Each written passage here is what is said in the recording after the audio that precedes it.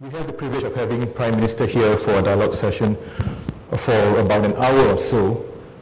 So may I ask, before we begin, I know many of you are anxious to engage Prime Minister, that let's cooperate. Firstly, please introduce yourself and the organization that you come from or any affiliation you might have. And then can I also ask that we keep our questions crisp and to the point. And as far as possible, I know there are lots of issues that we probably want to engage Prime Minister on, but as far as possible, can we keep to the theme of the strategies that have been proposed in the course of the convention today? Maybe before I open to the floor, PM, firstly, thank you for being supportive of AMP, and you mentioned that the government will continue to support AMP, especially in relation to programs that would uplift the socio-economic standing of the community. You touched upon the community forum, and you suggest that we work within the existing structure of CLF in that respect. We had a lively debate about this in the morning on the community forum, and there were some views that were expressed that maybe AMP should work within the CLF framework, which is already existing. But there was also another set of views that looked at the community forum as really an extension of the community in review seminars that AMP now hosts every year that looks at issues affecting the community, that also looks at strategies. And this is really an extension of what is already an existing platform, except that we hope to broaden and widen the discourse and to also be a vehicle for us to track the strategies that have been suggested in the course of this convention. So the thinking is that this is an extension of the current platform, and also given the fact that we've got a lot of issues within the community, lots of families need help. Maybe I think Molia shared a number that maybe out of the 500,000 Malays in Singapore, maybe 150,000 of them need help as a rough ballpark figure. And therefore the proposition is that there is space for a many helping hands approach or a gotong royong approach towards addressing the community issues. I think the point is that we should celebrate the diversity of approaches and views. And someone used an interesting analogy that if you shine multiple torchlights at the same spot, you get a brighter spot. So it was really in that spirit that the community forum was perhaps being proposed as one of the strategies that we could pursue. So maybe you could share with us your thoughts on that. Well, I think that the issues are being dealt with and the projects are being done by many Malay Muslim organizations. There's Mendaki, there's Jamia, which I just attended the 18th anniversary yesterday. PPIS has activities too, and many other groups. I think it's useful for them to share their views with one another and to coordinate their efforts with one another. And I think there's already a format for this purpose in the Community Leadership Forum, because practically all the participants are already there. I believe AMP is also there. So if you are going to start a new organization, then you have to ask yourself, what is the difference? Is it a different mission? Is it a different participation? Is it a different leadership? And if they are basically the same group of people and the same mission, and the same participation, then, well, you can call it anything you like, but really you're talking about the same meeting and the same discussion, the same substance. So I think that you can call, you can change the Community Leadership Forum and change its name to the Community Forum if that would be helpful. And if AFP has got issues which we'd like to raise, including the strategies which we will come up with, and which the other MMOs may have views, may have different perspectives on. I think there should be no reason why any of the forums should have any difficulty discussing that. In fact, we welcome the discussion. That's why I'm here today. Thank you. I think maybe just to explain where we think the CLF structure, perhaps could be improved, and this is a suggestion that AMP has made previously, is that I think perhaps a difference in approach or thinking is that we have approached this convention and a lot of the other seminars that we approach on really a grounds-up approach. and we have sought to be inclusive in terms of seeking views and also in managing this convention process. I think maybe the question is this, whether you think there is space, looking at the way that the CLF is being organized and managed, for it to be more inclusive and include other MMOs as part of the process of leading it. I think if there are other MMOs which would like to participate, I would actively encourage the CLF organizers to look at it. I mean, why not? Provided it's constructive.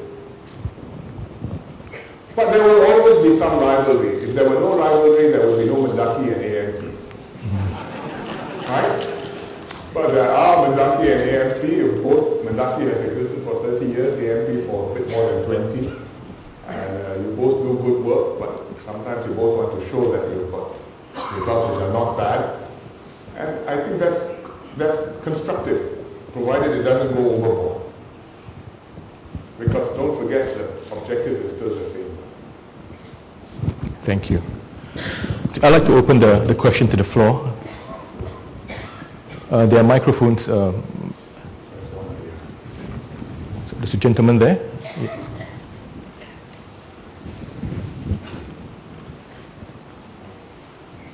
Sir, name Muhammad Ali bin Ahmed from Motivasi Youth Association. Sorry, from where? Motivasi Youth Association. Okay. Sir, are you Malay? Saya cakap bahasa Melayu. That's why, sir. I asked you because you spoke very good Malay.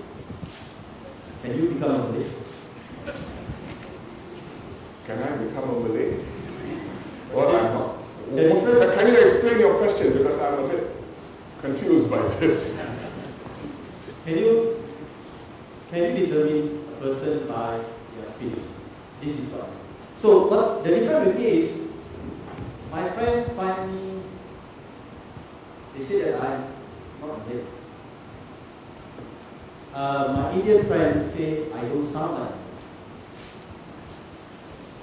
Interestingly, if I walk along Orchard Road during the weekend, someone asks, am I a Filipino? Or they will say that, am I a Myanmar? So, but nevertheless, I'm proud being a Singaporean. With Malay as my race, provided I'm being nice. My first question. As you aware, that we got making, is it true that the Philippines and Myanmar is categorized as Malay race? Sorry? Whether Filipino or a Myanmar person is classified as Malay. Sorry, how many questions do you have? I got two. Okay, can you ask the second question first? So lately I received feedback that the Malay community since last 2 years was not successful in their BTO application. Not successful in there? BTO application. BTO housing? Yes. Okay. But last March, they were successful and got a queue number to select flat. Unfortunately, before their appointment date, they received an email saying Malay quota was filled. So rather than they have to come down for selection of flat, but instead were asked to apply for BTO date. So this is only one of many cases about quota restriction that were not fair to the person. The second question is, can you consider do away with the quota policy? Furthermore, the fact for improvement is in our daily life in Singapore is no longer integration of races, but rather more between local with the foreign. Thank you. You asked very complicated questions. But let me try and give you an answer.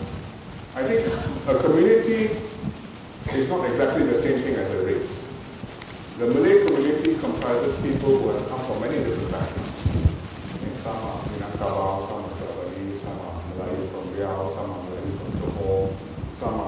Singapore Malayu from 1819 and before 1819. But we all consider ourselves the Malay community in Singapore. But if you look at your ICs, very often people who consider themselves Malays in Singapore have as a race in the ICs, it may be something different. They may put Arab, they may put Indian, they may put Javanese, they may put Boyanese, but we accept one another.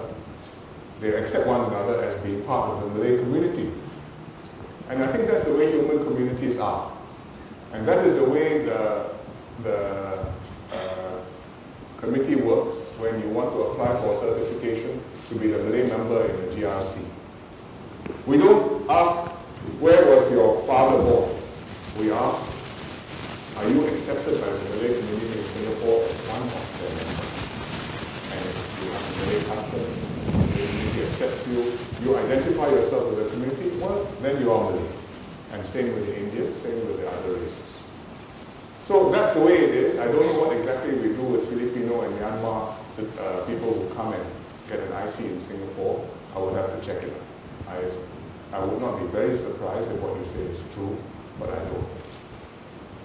On BTO, that sometimes the Malays hit the limit and then they have to apply again. I don't think that is being unfair to Malays. I think that can happen to any community. I've often had Chinese come to me to say, please, I want a flat in this block.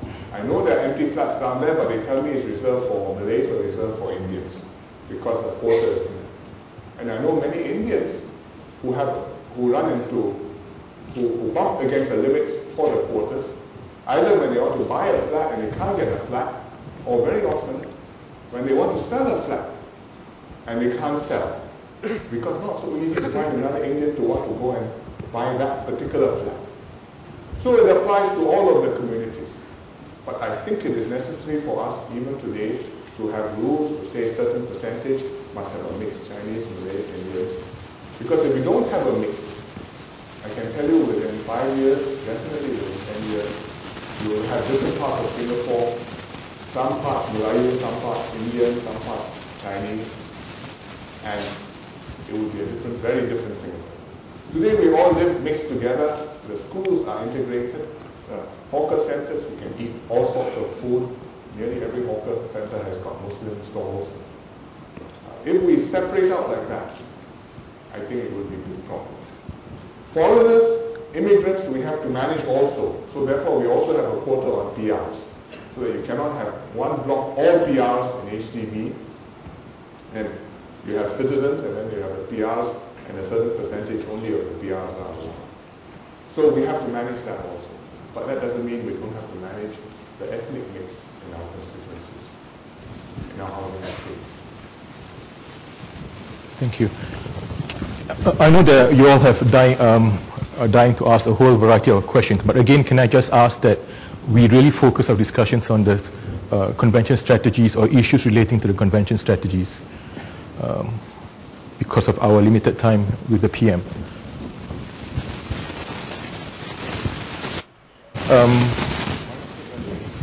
Yeah, let's take this lady over here.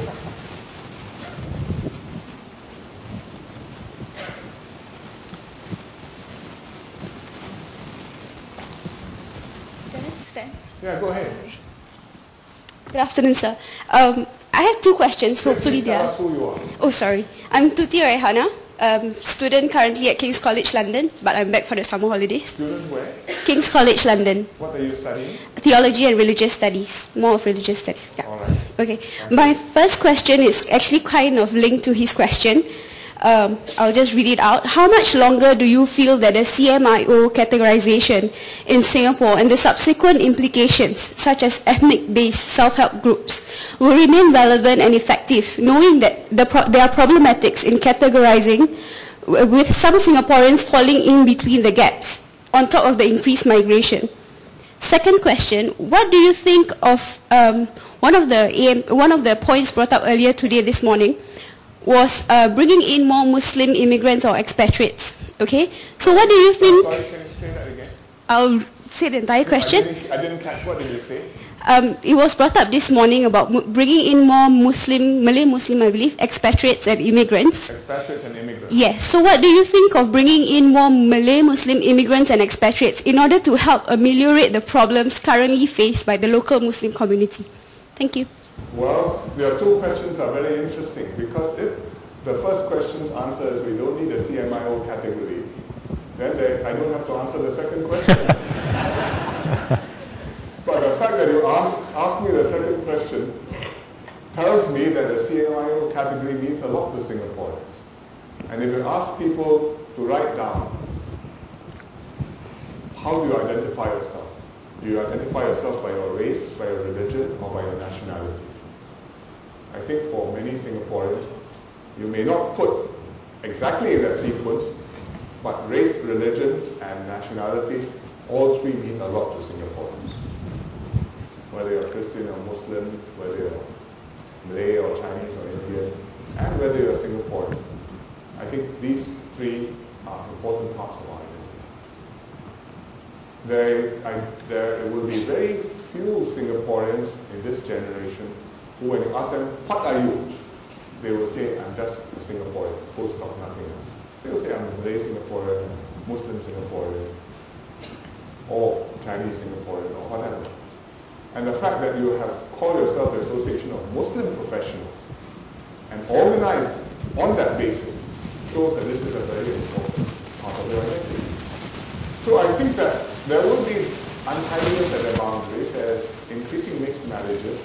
In fact, 30-40% of marriages now, 40% of marriages now are mixed marriages between Singaporeans and non-Singaporeans. And 30% of the children born today are born from such mixed marriages. So there will be some question at the boundary which way you go. Sometimes people will adopt a kind of a mixed identity. Sometimes people will go with one or the other. I know I know quite a number of cases where a Chinese woman has been brought up in a Malay home and grows up Malay, or is in an Indian home and grows up Indian. And recently I had two Indian ladies come to see me.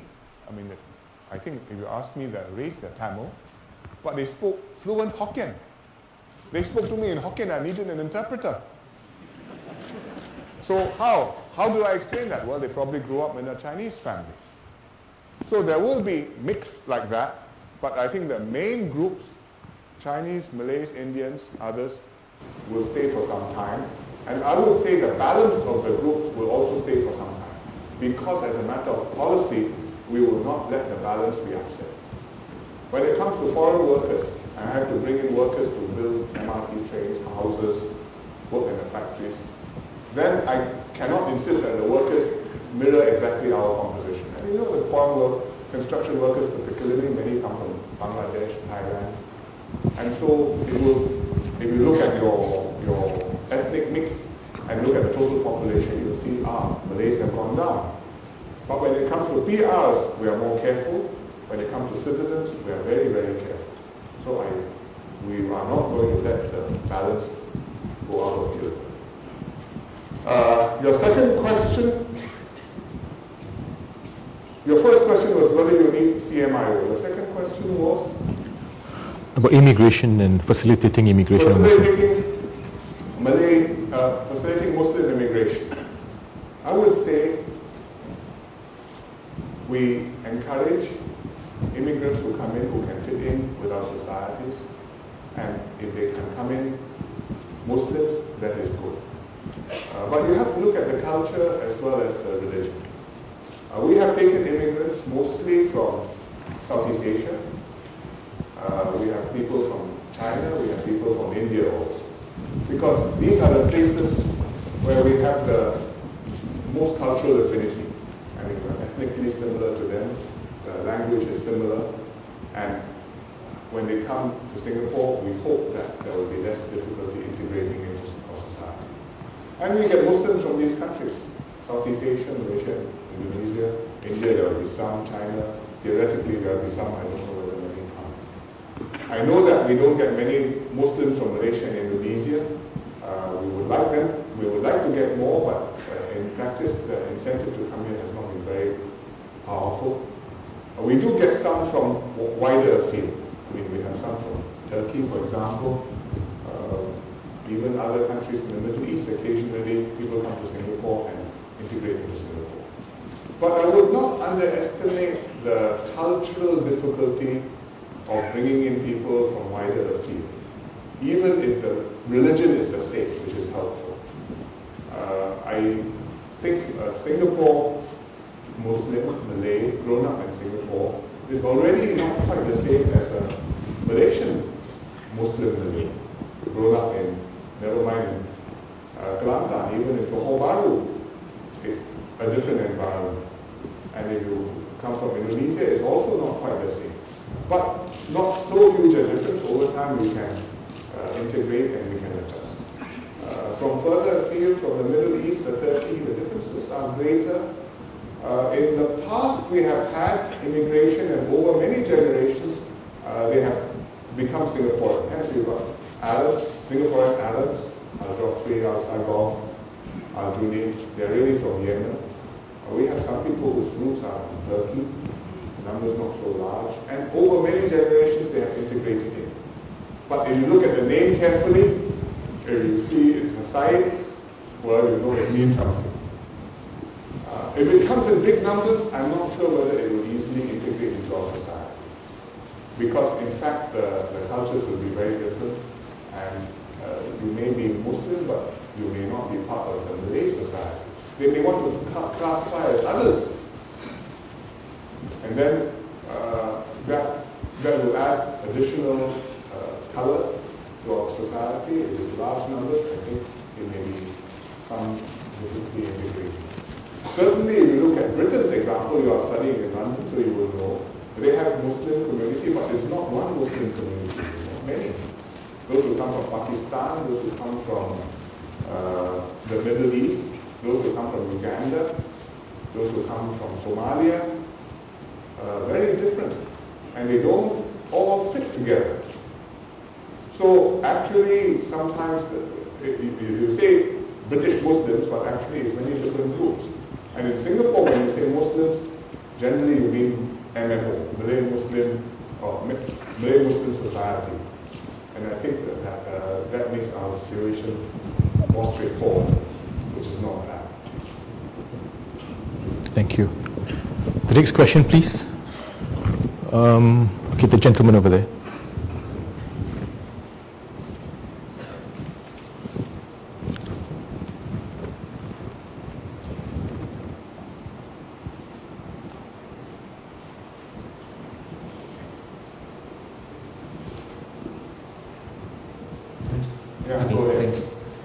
Thank you for the opportunity. My name is Ridwan. Actually, I'm Indonesian, so relevant with the previous questions. Now I'm working in Singapore. Are you Singaporean or Indonesian? Indonesian. Nationality? Indonesian. Indonesian nationality? Yes. Actually, just now I joined the education panel, and I would like to. My question will be related with your what you mentioned also in the keynote. About the AMP plan to the mission statement, the graduates in every family for the education. Actually, in the education panel just now, we decided to focus it on university graduates, and I think it's a long-term plan for Malay community. Seeing the statistics, it's 5%. Only 5% of Malay going to university in 2010, compared to the national is around almost 30%. So I would like to ask your opinion and your suggestions on what doesn't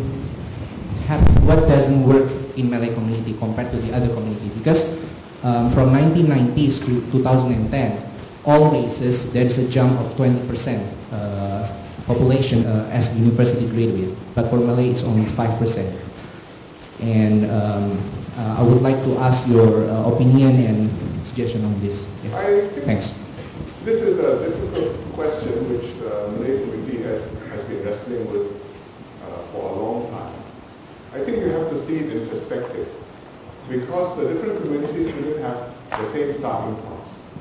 The Malay community in particular, I think, started off a lot behind the other communities. And at one time, even for Malay students to complete O-levels, 4 years of secondary school, was already a very rare experience. Whereas already at that time, there were Chinese professionals, Indian professionals, people who completed secondary school, went on to university, became lawyers, doctors, and so on. So the starting point was not an equal. But over the last 40 years, the Malay community has been raising its standard and catching up. Catching up in terms of education, catching up in terms of the upbringing which the parents are able to provide the kids, catching up in the culture of focusing on studying and on emphasizing school and education as a way to success in life. And so we have seen the results progressively improve. It's 6% today, Malay students in university.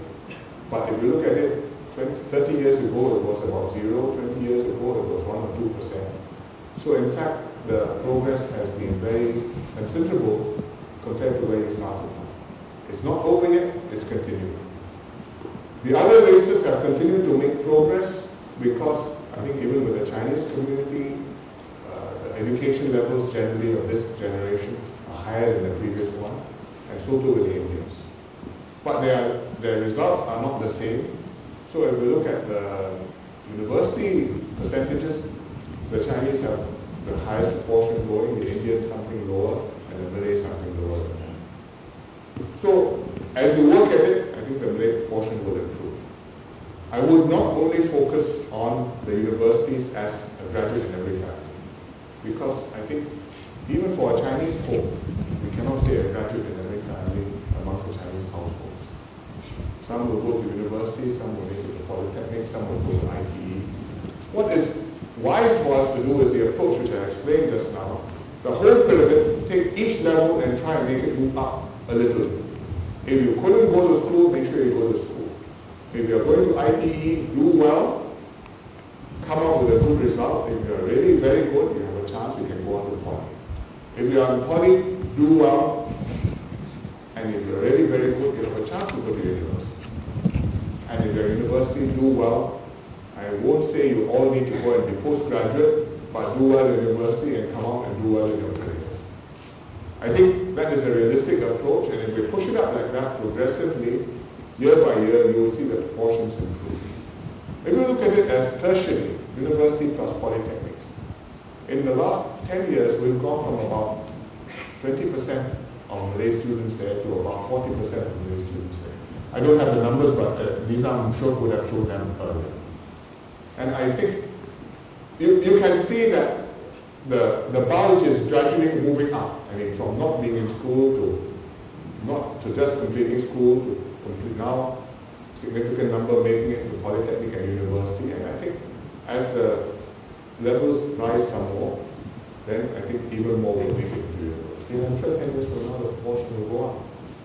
So I wouldn't say it's something wrong. I would say it's work to be improved upon. Okay, can we have the lady over here? And then a gentleman at the back later.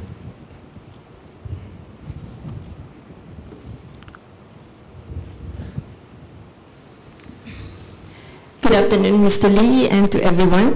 My name is Norani Abubakar, and I'm Malaysian. I am a graduate fellow at Yale Center for Faith and Culture. I was at the leadership session this morning, and there was a question raised about the competency of leaders from the Malay community background at the national level. So I would like to ask your comment from your side on the lack of Malay leaders from the Malay community at the national level, which was shared during the session. And the second question is that if that is a space that needs to be created, can you kindly share what is the strategic and long-term program that the government may have created or think of to empower and facilitate the leaders from the Malay community to be able to contribute not only to their community but to at the national level at large, to the Singaporean at large? I think this is a different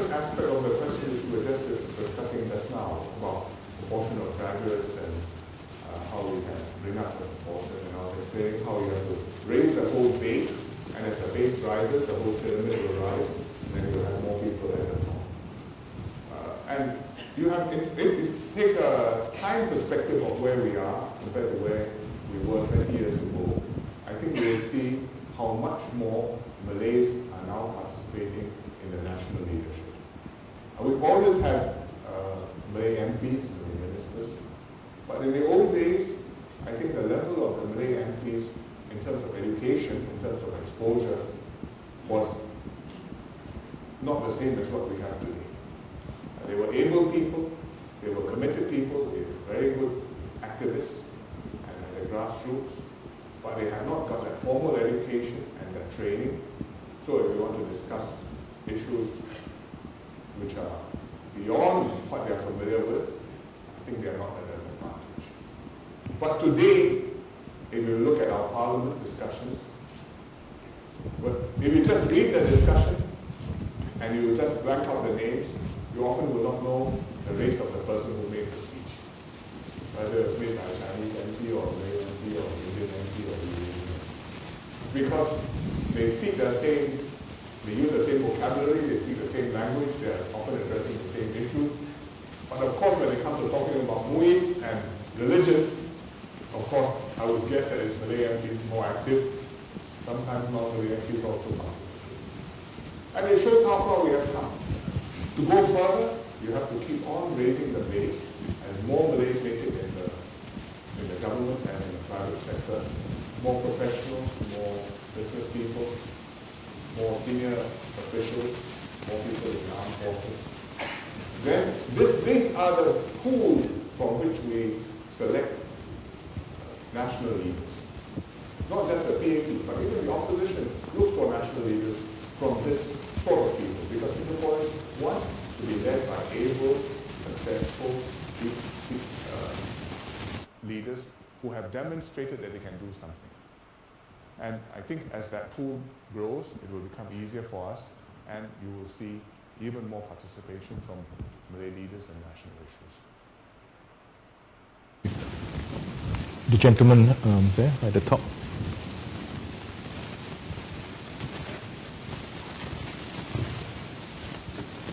Thank you for your time, sir. My name is Raj Kumar, and I am a member of this panel in AMP. I am originally from Pakistan, and I've worked with Barclays Bank. I actually had two questions.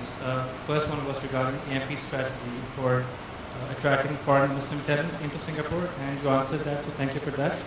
My second question is that in the next panel, we are thinking about setting up a scholarship fund, more like the ASEAN fund for bright Muslim students from outside Singapore.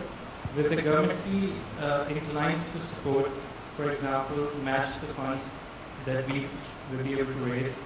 Thank you. I would be careful about that, because as I explained just now, we have scholarships. We take students, or rather we take people to Singapore, primarily Southeast Asia, China, India.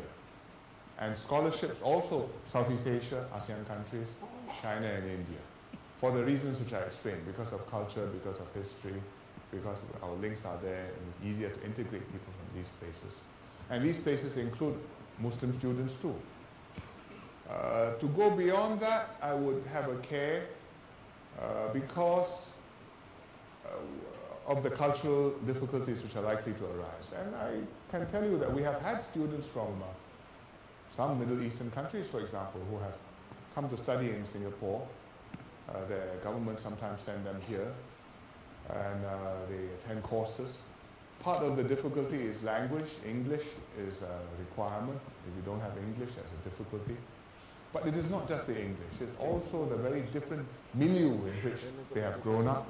And if they come to Singapore, you're talking about a very different environment altogether.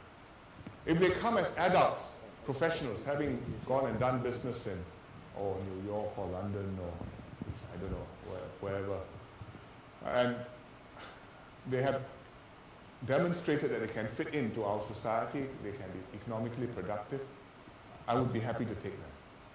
But if they come in as students from a very different world, it will come from the Middle East and suddenly be transplanted into Singapore.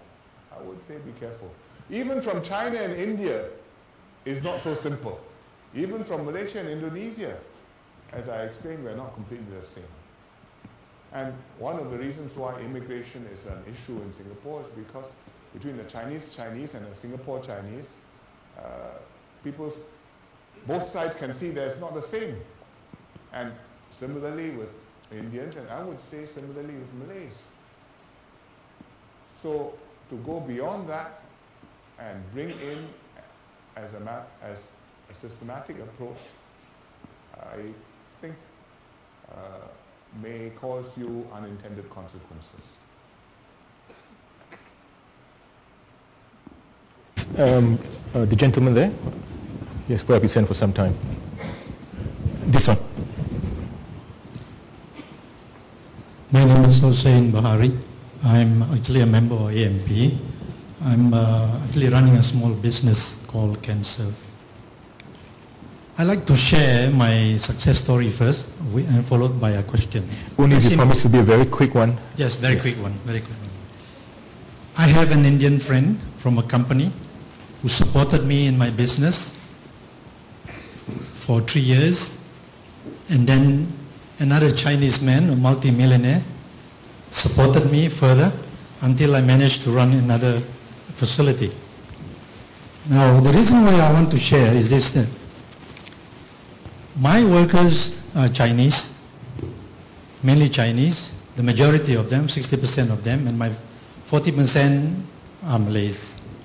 But then the Chinese workers are excellent workers, whereas the Malay workers are still learning the skill. Now, I just wonder whether there can be a structure of such a nature where, there are these other than non-Malays to help the Malay businessmen facility or entity with the Chinese businessmen helping this particular Malay owned entity, and to help it to be running a good business and to sustain it, not only just to start. Of course, there's a lot of trust element that has to be worked out before they can have an interest to support that. I was just wondering if the government has any idea, or from the economic perspective, whether this structure can be actually implemented. Thank you. Well, I think that some years ago the Malay Chamber of Commerce did have a cooperation project with the Chinese Chamber of Commerce, and they worked together on this sort of a project, joint venture or tutoring or mentoring, in order to help Malay business people do better. I'm not sure what is the latest status, but I wouldn't be surprised if something like that is still going on. The government, of course, has got programs to help businesses do well, especially SMEs. And I don't know whether you have worked with Spring or the other agencies. I hope you have found that helpful. And we will continue to do that for all our small businesses. I think quite a number of Chinese small businesses also need help, because they may be good workers, but they also need the skills and the technology and the productivity techniques.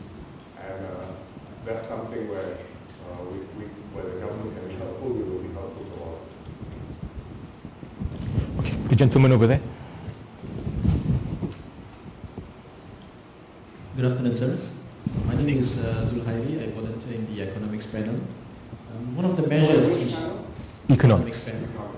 One of the measures we are proposing is the setting up of a first of its kind debt advisory center, which will specialize in advising individuals with debt problems, advising them, educating them, as well as doing research on debt-related issues, both at the Malay Muslim community level as well as the national level. We would like to get your view of the debt problems in general, as well as how you are supporting in the setting up of such a debt advisory center. Thank you. I think it would be helpful to have some group which is working with households which have run into financial difficulties, advise them on financial issues, on how to work out their debt, how to avoid getting into more debt and live within their means. Many of the CDCs already having efforts like this. If we are setting up a debt advisory center, you may want to talk to them and see how they have done it and what lessons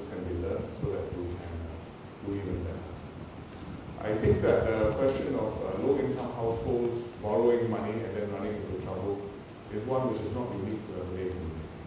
I mean, many Malays, poor Malay families have this problem, but non-Malay families also often have this problem. And that's why we have the difficulties with the loan sharks and the Thai loans who come and harass our people. It's partly knowing how to manage your funds. It's partly being able to plan ahead and being able to allocate so you get your priorities right. It's partly also discipline, that you spend the money on the things which you need most, such as your children's education or your mortgage, and not on something else which is not so essential. Sometimes it's to do with the family problems. When the family can't get on with one another, then financial problems arise. Especially when they can't get on and they split up and somebody has to go and move out, rent a flat, then it becomes a big financial problem. So I think that it's useful to advise them, but it is not just an information advice, it really has to be counseling and guidance on how the family ought to try and get its affairs together. And it has to be done over a sustained period of time.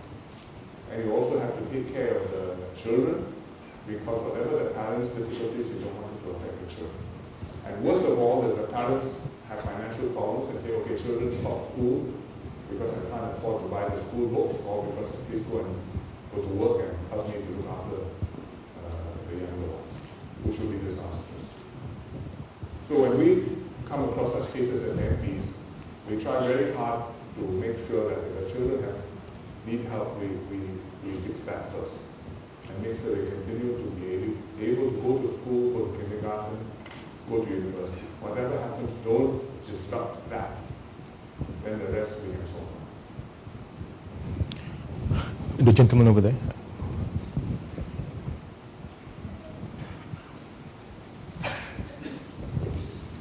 Good afternoon, Mr. Lee. Yeah, my name is Abdul Rahman. I'm a working expatriate overseas, coming back here just for this forum. Where do you work? In Dubai with Emirates Airlines. Yes. Yeah. Okay, something interesting that was brought up by the chairman of the Convention Steering Committee. He talked about nurturing actually IT students to direct them in the right profession. So because the Malay community is overrepresented in the ITEs. And to direct them to the right profession, actually there is this very big, huge opportunities in the SAF, especially the Air Force, the Navy, and also the various support vocations like armored, engineers, combat engineers, artilleries, and so on. And it is not a hidden secret here, actually, that there are policies related to the military in terms of ethnic participation. So you made some speeches last time in Parliament, and Mr. Lee Kuan Yew also made some speeches, and he never hid his intention, his feelings. But what I'm asking now, when is the government going to remove this ethnic-based policy in the military so that these students from ITE, can gain training and experience in the SAF, which is very rich, spent $12 billion, last year. And we Malay taxpayers want to see that we get the benefit out of that, paying our tax as well. So what's your decision on whether there's a timeline? We thought that it's supposed to be abolished by now, and we should give them equal opportunities so that these people can be part of the defense of the nations, and be proud being a Singaporean. Thank you. This is a question which is asked regularly, and recently in Parliament and in the budget, I think the Minister of Defense gave a reply again and explained that in SAF, they work on the basis of meritocracy. They assess each officer and each soldier on his abilities and his contributions, and they post him where he's best able to make a contribution. And that will continue. Not all the units are the same. Different units have different requirements, but every soldier is assessed, and whether he can become a commander, whether he can become an officer, is completely on merit. Where he's posted depends on where he's most able to be deployed. I think the ITE issue is a different one. The ITE students are given a good education in often technical subjects, there's no shortage of jobs, whether in the SAF or in the general economy, where they can make a contribution and make use of those skills. And I think what we need to do is to guide them, encourage them to do well in the ITE, and when they come out, to take up jobs which use those skills which they have acquired. Because quite often, I think when people come out from ITE, they go on to do things which they have not a lot of relationship to the skills which they have been given, whether it's IT, whether it's electronics, whether it's machine tools.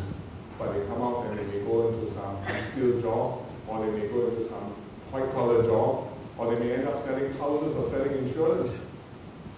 And then it's wasted. So I think that the ITE problem, or the ITE issue, I think we can do things for it. The SAF, you understand our situation and how we're treating it, and this is something which is moving.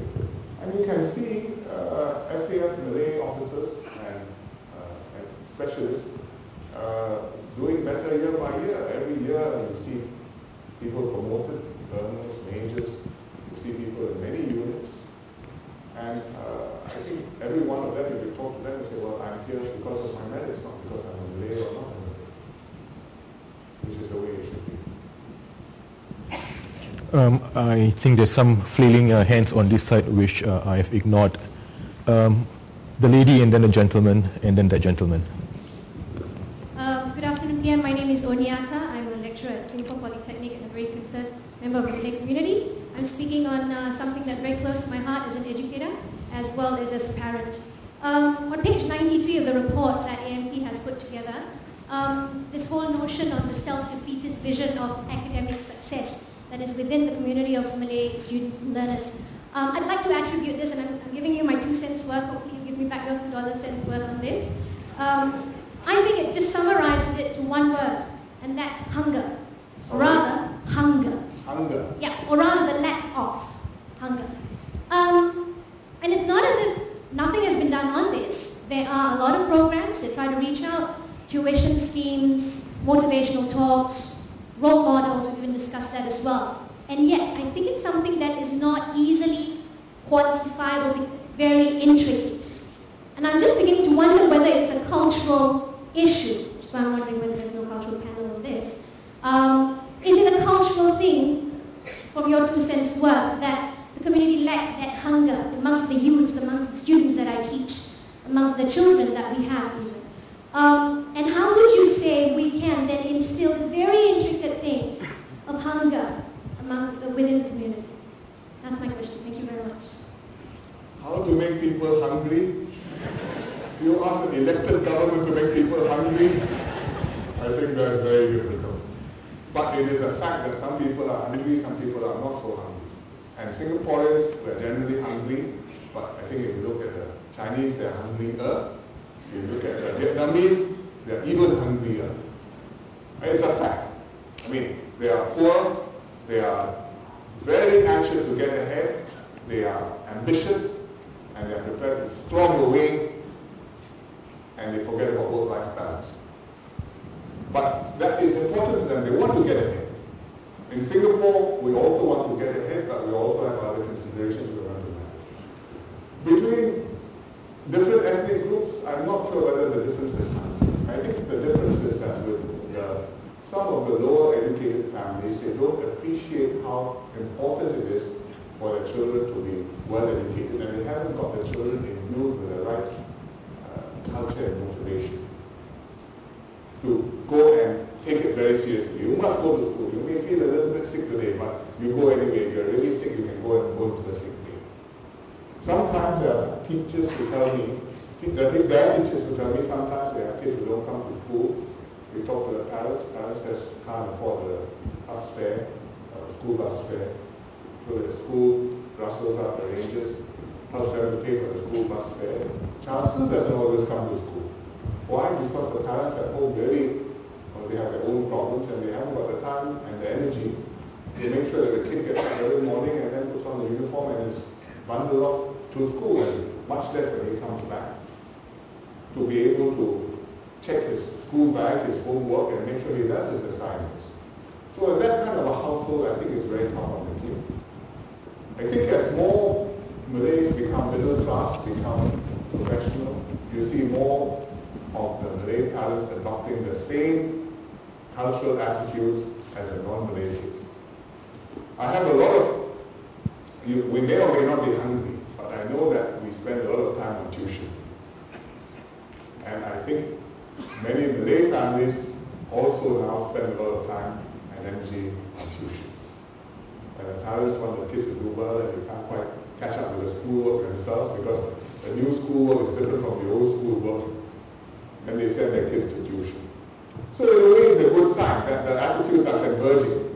But I hope that it doesn't go too far and you end up with Malay families also obsessed with tuition, and then the kid gets stressed out for nothing. Okay. That gentleman first, and then the gentleman at the top. Yeah. Hello, sir. I'm Hsien. I headed the education panel in our discussion. I just wanted to ask this question about the TTFS. There was a hot debate just now about the TTFS being liberalized, which allows more students to gain benefits from it. But I also talk about alternative pathways towards further education, especially for our poly graduates, which is quite a lot. So I'm wondering what else can be done for them. I mean, can perhaps Mendaki be given more discretion so that they have more leeway in granting this funding to such students for them to go further education, perhaps in a private institution locally or maybe even going overseas? Thank you. Well, I think the TTFS scheme is something which is worked out between the government and Mendaki. And the idea is for the students who are going to university who are poor, they get free university education. For the students who are going to university, family not poor, they pay for their fees either in part or in full. And the money from the money which is saved there goes to Mendaki. Mendaki can use it to help other more needy Malay students, which Mendaki has been doing and has a lot of flexibility in doing. Mendaki uses it for a range of programs in the Education Trust Fund. They run tuition classes. They organize programs for the disadvantaged students. But I understand that Mendaki also uses the money to help students who are going overseas for university with loans. They didn't get to NUS, but they got into an overseas university, and Mendaki will give them a loan. In fact, it's a soft loan. And after they graduate, Mendaki hopes to get paid back, which I think Mendaki so far mostly has been paid back. So Mendaki has been helping these groups. But basically it's up to Mendaki, and Mendaki has to ask, if I take this money, the money has been given to me under the TTFS scheme, so many $1 million a year. What is the best thing I can do with it for the community? And I can help some of those who go to university, I can help some of those who cannot go to university, some of those who are very poor or whose results are much weaker. And Mendaki has to decide. So I think it's fair to spend most of the money on the kids who really are needier and whose results are not so good. And for the ones who are going to university, some loans is fair because after university, you should be able to earn your money and should be able to pay back. You shouldn't be poor anymore. So I think that part, Mendaki has flexibility, and I'm sure they will adjust from time to time. What more can we do for the poly students? Well, that's one of the issues which the government is studying, because it's not only Malay poly students who want to know, who have a great aspiration to go on to university. And we see many students, poly kids who come to MPS and say, I've done quite well, please can I go on and take the next stage? And I want to get into university, what can you do? And that's why we have a committee under MOS, Lawrence Wong, who's working on this. And I think they have some ideas to have a practice-oriented institution so that we can provide more university places for Singapore students. And I think a lot of them will be poly students who have done well in Polytechnic.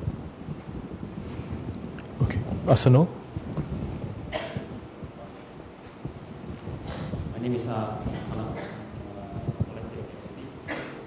So today we discussed a lot of issues faced by the community, and a lot of these issues is well known for the past 2 years to be known as the community issue. For example, education of these students, and the approach has been to let animals take the lead in addressing these issues. But in some cases, it's not really taken much of that. I'm just wondering whether these issues are really national issues. What are your thoughts about approaching this as national issues? For example, in education, we know that low SES means there's a direct relation between low SES and low educational performance. Would the government be prepared to make, say, interministerial task force to tap into national resources to address these problems? Our answer is yes. In fact, we are doing that. I think this is a little bit of a theological debate, whether it's a community issue or a national issue, and what is the government doing or is the government not doing about it. In fact, the government is doing a lot about it. In fact, the community is also quite active working on it.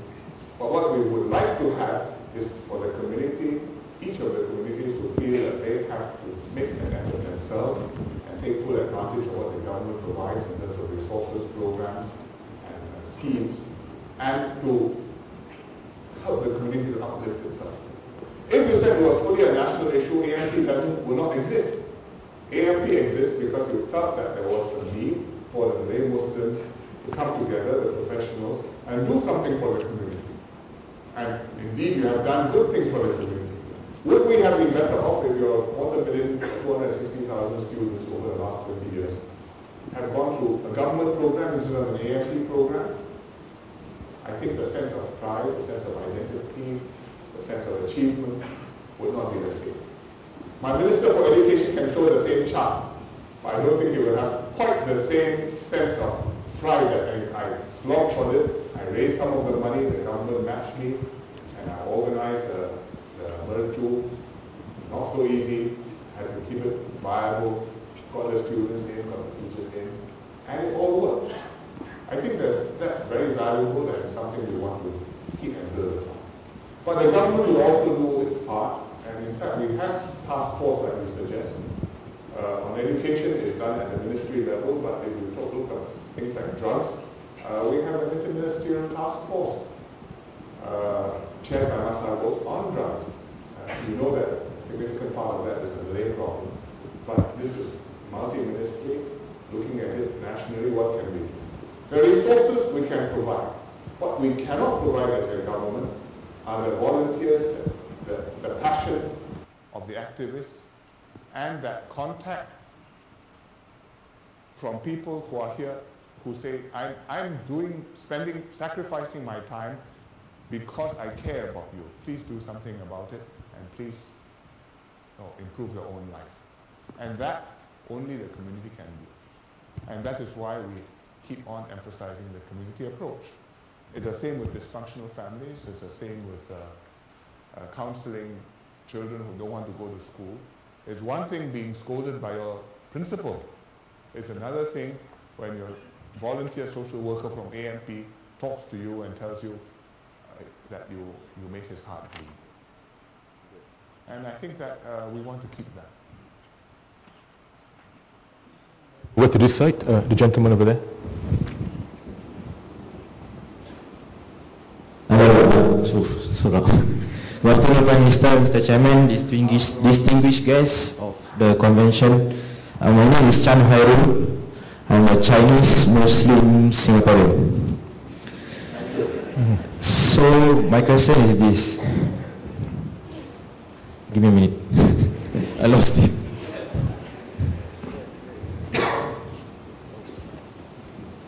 Okay, you touched on funds in your speech, and also education from few questions earlier.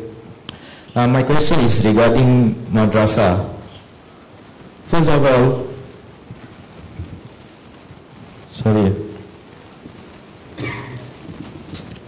Your 1 minute is still ticking away.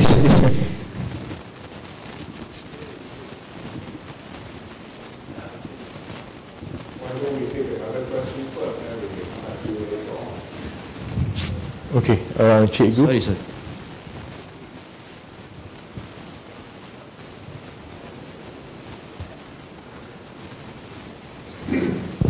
Bismillahirrahmanirrahim. Assalamualaikum warahmatullahi wabarakatuh and good afternoon, Mr. Lee. My name is Makmun. My friends call me Cikgu Makmun. I have one comment and one question.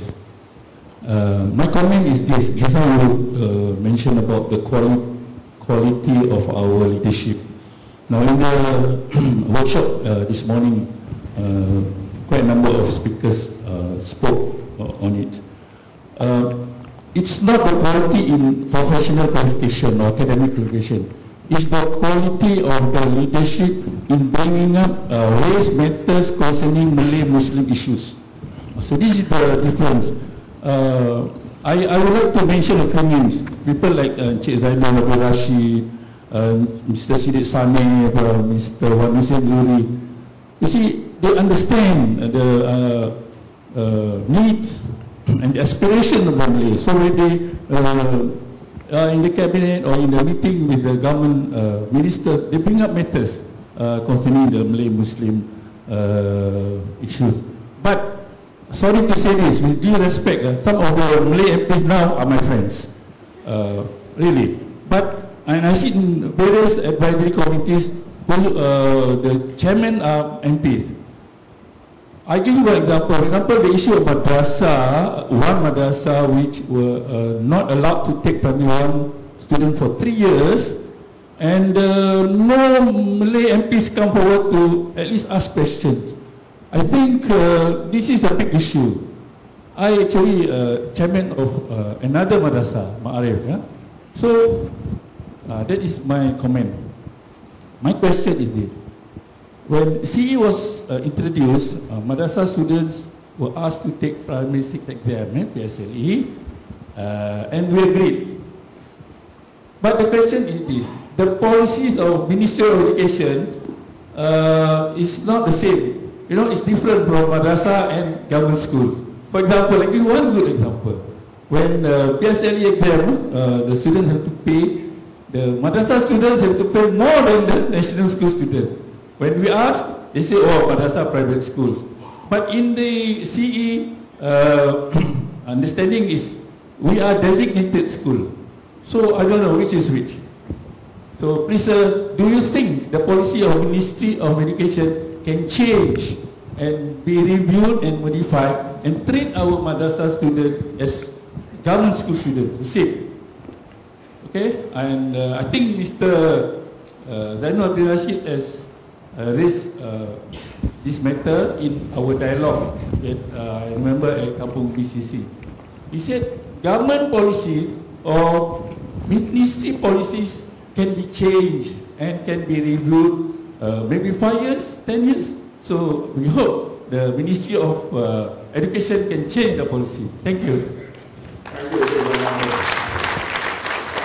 First, I think that you should be fair to the Malay national leadership. They are very conscious of what is happening in the community. Not everything which is discussed is publicly discussed. Maybe we should discuss more in public.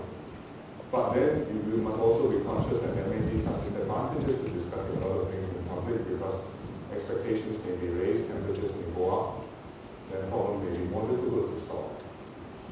The madrasa which we talked about, they don't have to raise questions. I am also tracking. I don't think they had 3 years not taking students. It's 2, I think, so far. And we will see how the results come out next year. I mean, this is really, the reason is Sexton, you are chairman of Asia or different one? Malay, which I think does not have a problem. So what we would like are good madrasas, and I think that's the specifics of this issue. I think I would also say that contact with the Malay community is not only through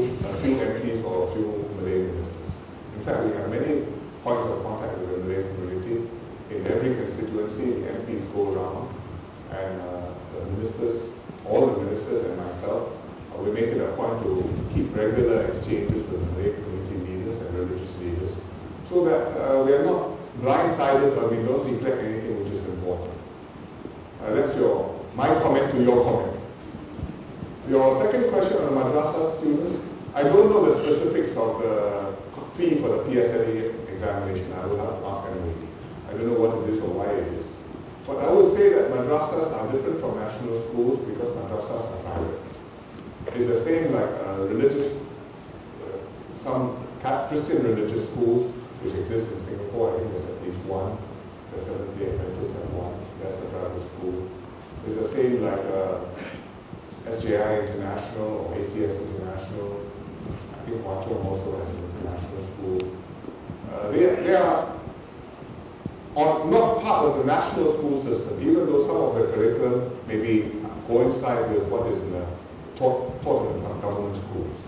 And so they're treated, I think we have to treat them all equally, and the madrasas are part of this system.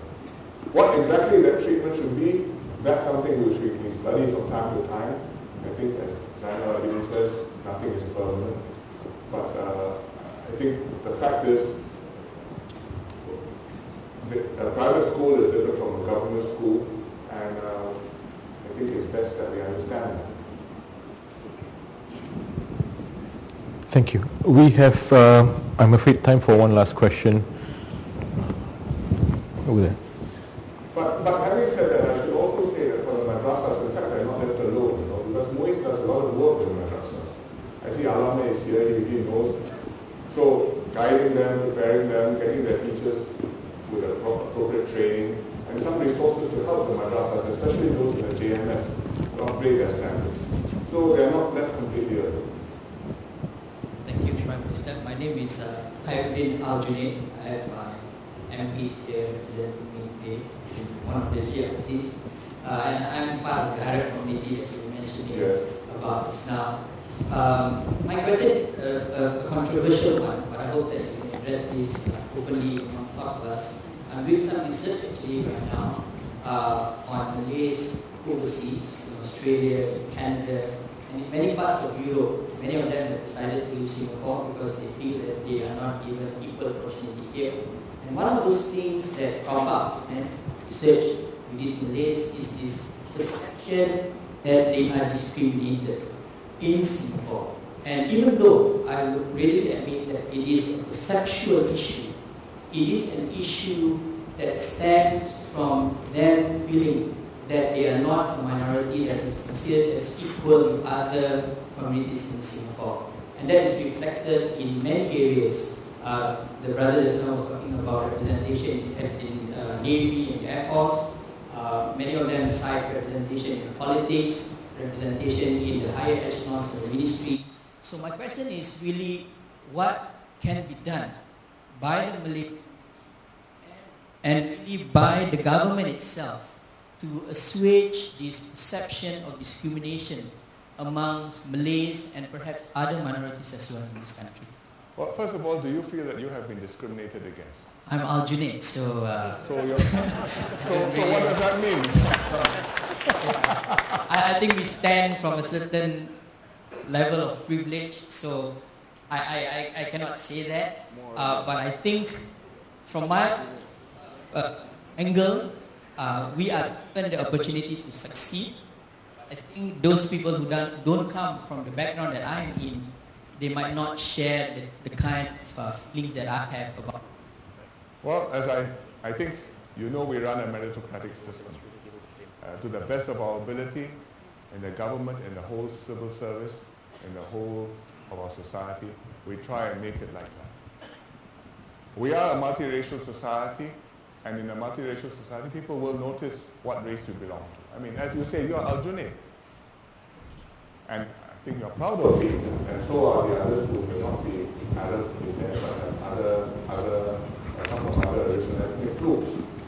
But to the best of our ability, we deal with one another on the basis of the contribution. What can you do? How good are you? Is it perfect? Maybe not 100%, but I would say we get an A grading compared to any other society in terms of democracy. I don't know why the people who went overseas. I think there will be many reasons.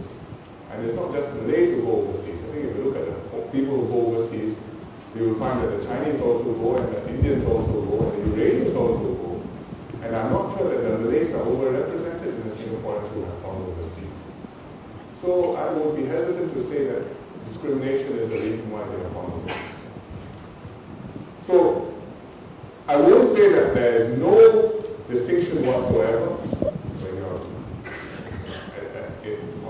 on a personal level.